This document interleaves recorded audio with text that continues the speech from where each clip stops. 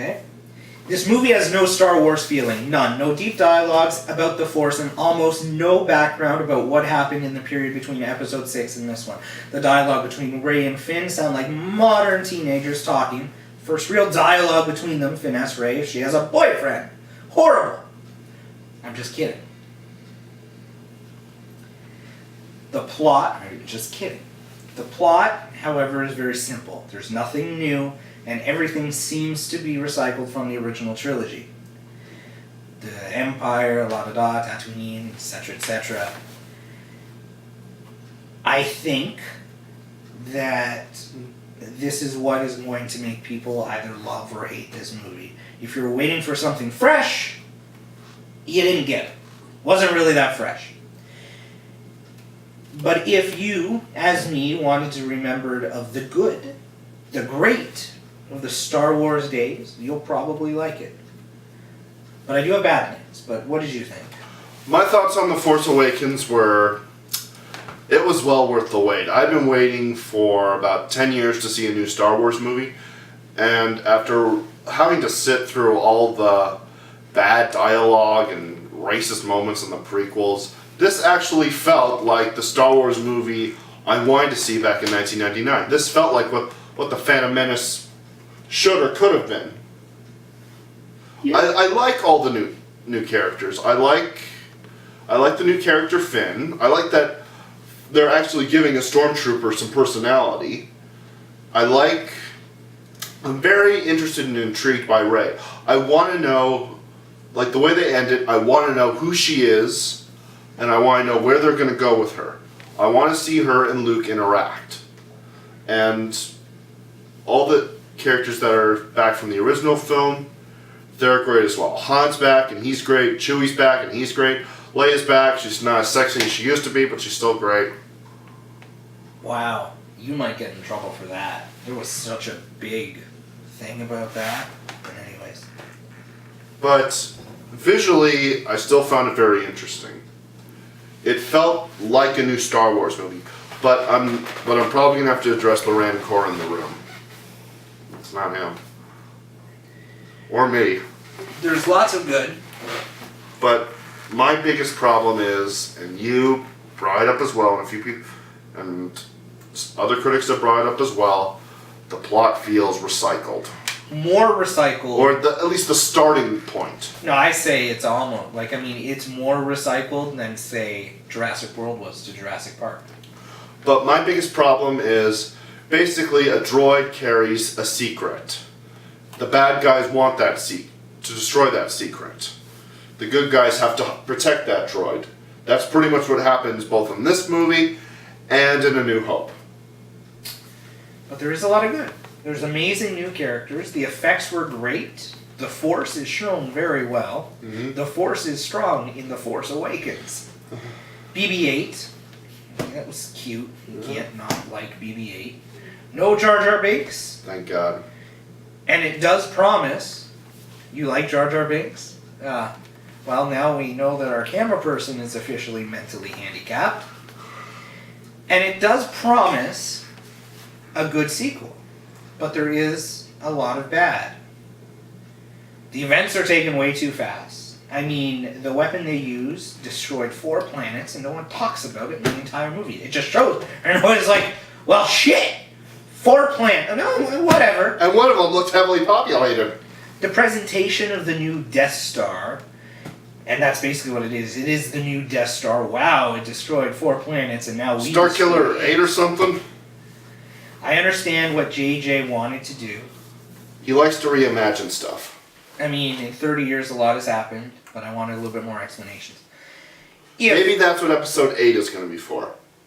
If somebody came to me, and I mean I'm not JJ Abrams, so if somebody came to me and said, would you direct the next Star Wars movie? First off, I'd be like, get out of my apartment. What the hell did you find me? I'd be like, no. I would have been too nervous, because if you took, and that's why they kind of kept it in with this one, because if he went too far, it wouldn't have been good. But as he's seen by the backlash, by staying too close, it's not good either. And the funny thing is... I gotta give the prequels a little bit of credit. At least they at least tried to be more original.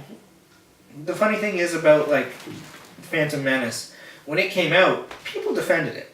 Oh yeah. They defended it for a long time before people realized it's not that good. And you want to know something? It's better than Battlefield Earth. Yes, it's better than Battlefield Earth. It, not to the degree of a Phantom Menace, but it could happen here.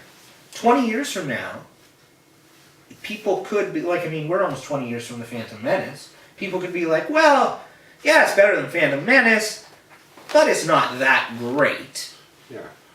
So I think it could happen here because it is very similar, but also at the same time, like new characters. It's good to see Harrison Ford back. Makes me want him to do another Indiana Jones movie. But true judgment for The Force Awakens, I don't think will come until Star Wars Episode 8 comes out. So I'm thinking Star Wars Episode 8 and 9 to complete the third trilogy. Because that's another thing. Like, it is hard to judge based on one movie alone, because you know that whenever a movie comes out, they never plan for just one movie. They want the sequels and stuff like that. So you can tell that there's story that needs to be told, so we're just waiting to find out what happens. I know some people are absolutely ticked off that they have to wait for the next one. For me... Actually, the wait isn't going to... Compared to in the past, it's actually not going to be that long. It's coming out in 2000... it's coming out next year. 2017. Yeah. Yeah, but and a spin-off film is coming out at the end of this year, Rogue One. Yeah. And it's going to be set between Sith and Hope.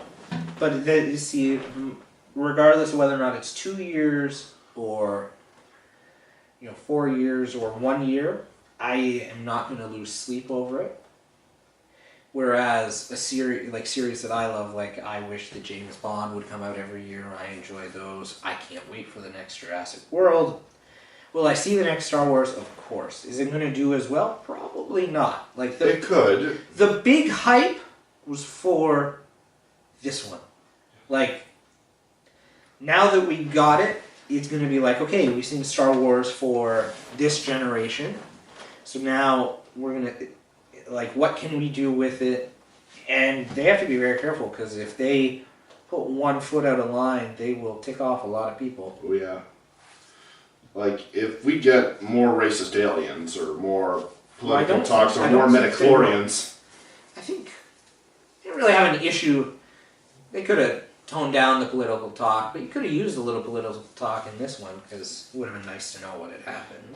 But, again, answers like that, I think, are going to be preserved for the next film. We don't know.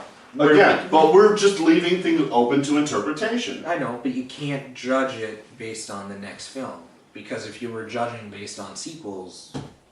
Yeah, the Anchorman's great, but I wish the fight would be better. I'm going to wait to see if I like the first movie, basing it off my opinion on the second. But still... For me, I thought The Force Awakens was well worth the wait. It was a great amount of fan service.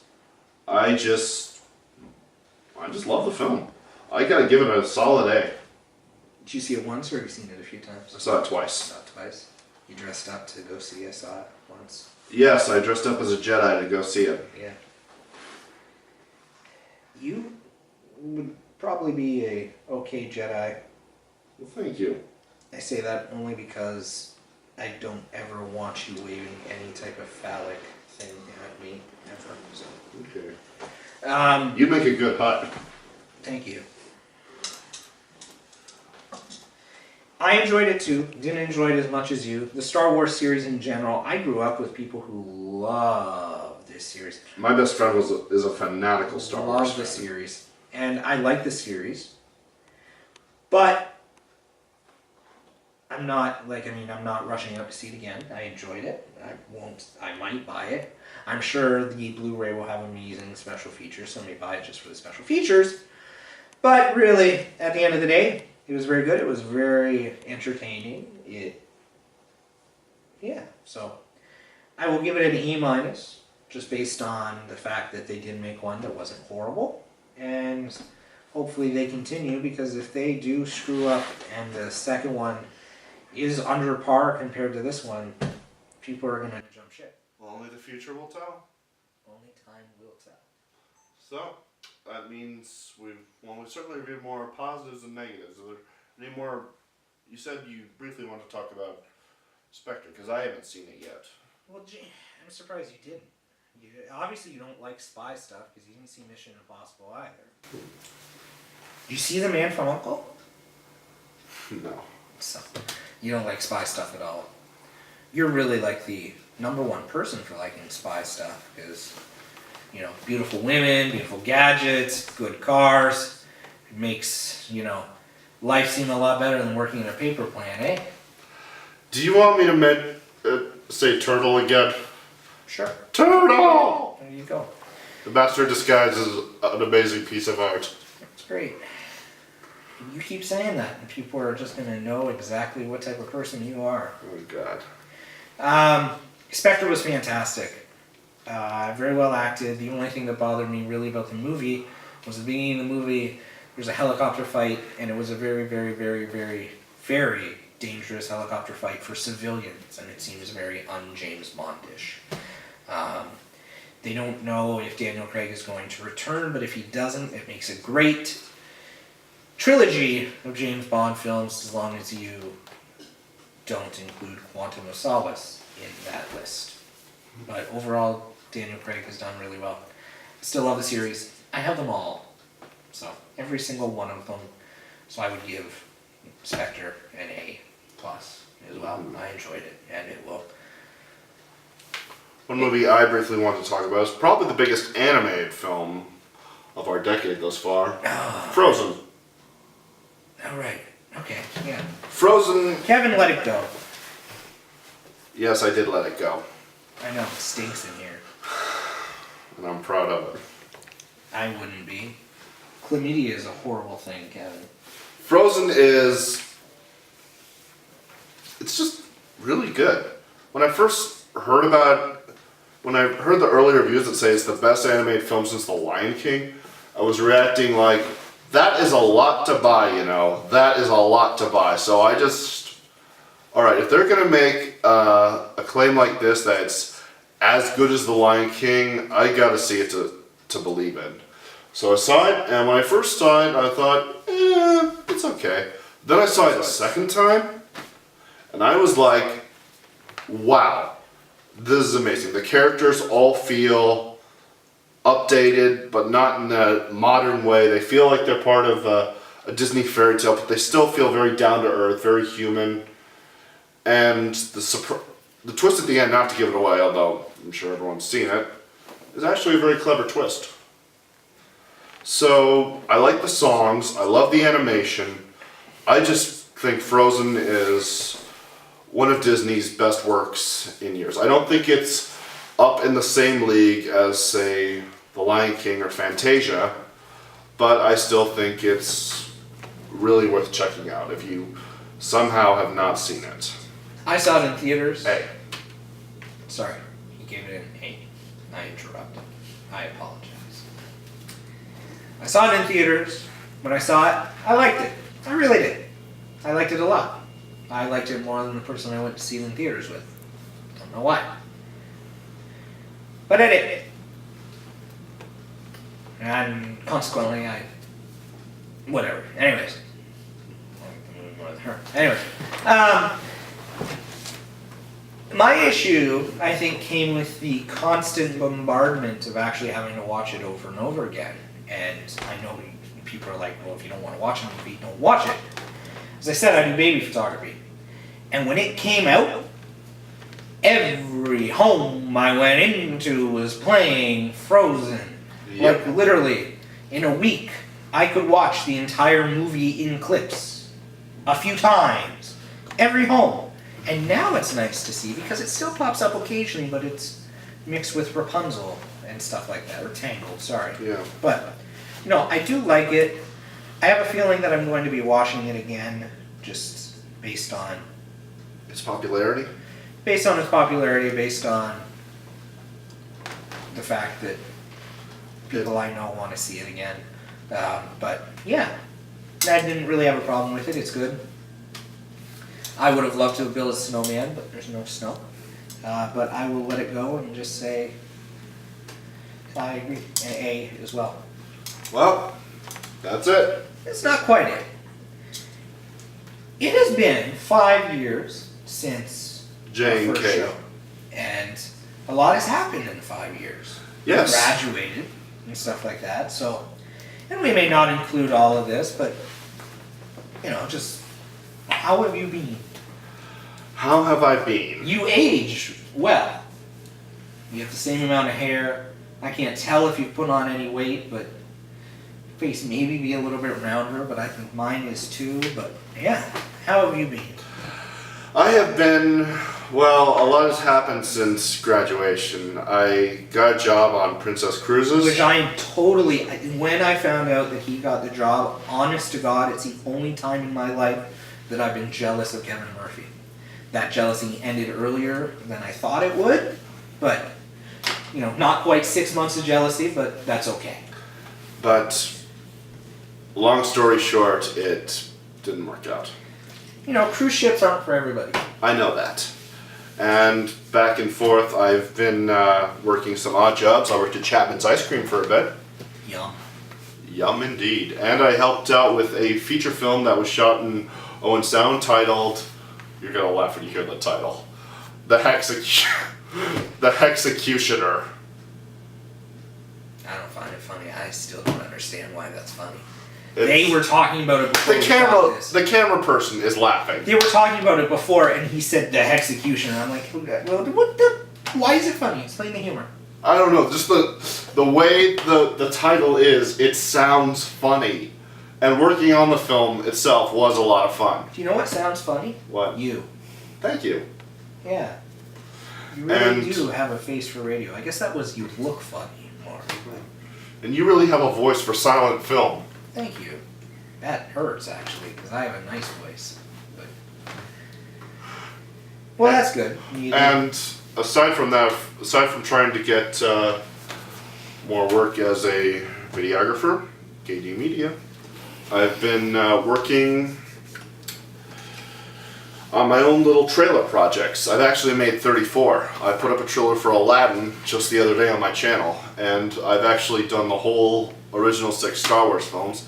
And for some reason or another, my New Hope trailer has now exploded with views. 11,000. And I try to come up with at least 1 or 2 trailers every week. You make 1 or 2 trailers every week? Yeah, I don't have time for that. Holy crap. Well, what about your life? Come on, rub it all in.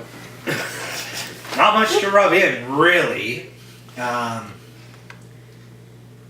Since we stopped doing the radio show, that summer, I did a work term in Rome. Nice. It was very nice. It was very, very cool. Moved out on my own, not moved in with the camera girl, but lived with her briefly in the same house. I paid her rent.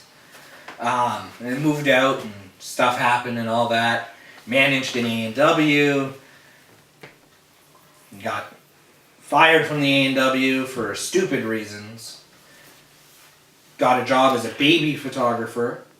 So, if you ever need baby photography, 519-550-4549. Seriously, let's do it. And now I own a wedding videography, just a videography and photography business, Dulster Videography and Photography. 519-550-4549. And we shoot weddings kind of all over Ontario, Dominican, Jamaica, PEI. So there's that. New surroundings, everything. 2014 was an interesting year. 2015 was a very interesting year. I kind of had to click reset on everything. Uh-huh. But you know what? There was lots lost, but lots gained. So Yeah, and much more to gain in the new year. yeah, it's just going well, and maybe we'll do some work together if I ever get any weddings that I need. And if I need any help with work where I know, I could give you a call. That's good, because I'm willing to do it. And Well- yeah. Well, despite the bashes we take at each other, it's great working with you, man.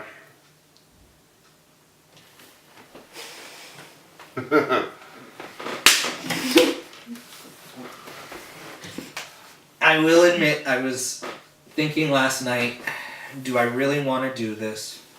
But I had already came all the way. I know that, but I was thinking about it before I gave you my address, and I could have just ignored you. Would have probably pissed you off, Oh yeah. but I could have. But I probably could have made you pay for all the gas. That's true. I don't know why. Why did you go to Welland though?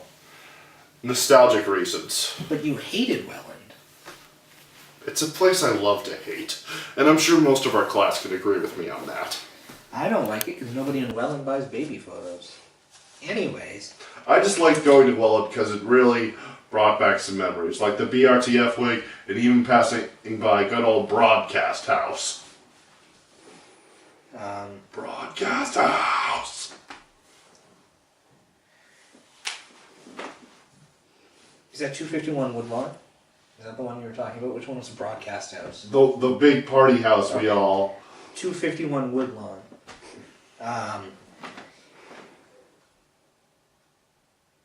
Yeah, and then today it was on my laptop about and you rang my buzzer, and there was a brief like here, and I looked at the camera person, and I think in her eye or in my eyes she saw fear or hope. So I walked over and I buzzed, and my buzzer is sometimes finicky, so it didn't let you in. So I was walking down the stairs, I was like, you could just turn around. But I let you in, and I'm glad I did. We got to talk, I got to catch up, and after the cameras are done rolling, we'll probably talk a few more and a bit more, and you know what? I would gladly do this every 5 years. I think every 1 year might be a bit much because, I'm still trying to get over 3 seasons of radio shows with you. Yeah. It's, Still, you never know what the future will bring. no, that's true. We could be working together. You could... Have you ever thought, well, I guess you didn't like the cruise ship work at the end. I was going to say, have you ever thought about applying on other cruise ships? Or you just want to avoid it altogether? Well, I just kind of want to move on with my life. That's fair. Well, yeah, I don't really know how long this is going to be. It's probably very long. Nobody's probably watching at this point. I gotta give credit to the camera person. She's been jumping back and forth from the cameras. We've Bravo had a few to times, Tila. too. So yeah, thank you to the camera person. She will be paid handsomely for this. She's going to be making $87 tomorrow. That's handsome. So, yeah. What's 2016 looking for movies? I can't think of anything. The new Jungle Book. Which I am absolutely not excited for. I think it'll be good. I mean, Ben Kingsley as Bagheera, that works. And Bill Murray as Baloo. We didn't talk about Avengers. No. It's weird. Avengers Age of Ultron. Liked it. Wasn't as good as the first one, but you know what? It was pretty good. Looking forward to Captain America. They Same say here. Spider-Man's going to appear in that one. I think Ultron was good. Not as good as the first Avengers, but it's going to be hyped up for more Marvel Cinematic Universe. Yeah, well, that's good. Anyways, Kevin David Murphy. Jesse Dulster. You don't know my middle name? Wow. Okay. You never told me your middle name. Well, that's because you weren't privy to my middle name. Kevin David Murphy of... Walkerton, Ontario. Yes. But more importantly, of KD Media, or KDM Media. He specializes in video production, photography, and graphic design. He is from Walkerton, the city of bad water. Please don't bring that up. It has been great to see you again, and I mentioned him, so also videography and photography, and Seaway Mall Cineplex. Ladies and gentlemen, thank you That is very where we much. saw all the movies for our original show. Yes, and we're still paying them off in references. Yeah, ladies and gentlemen, this has been Jesse and Kevin, or the J and K, on In the Theater with J and K, on our first Video physical thing. appearance. Yeah, forget. Camera adds 10 pounds, we're fine. This is in Jesse's living room with J and K. Maybe the next one will be in Kevin's living room. I don't want to drink bad water. So long. Adios.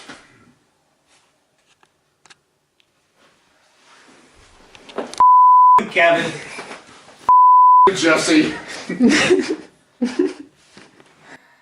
Yeah, I hadn't turned it off yet.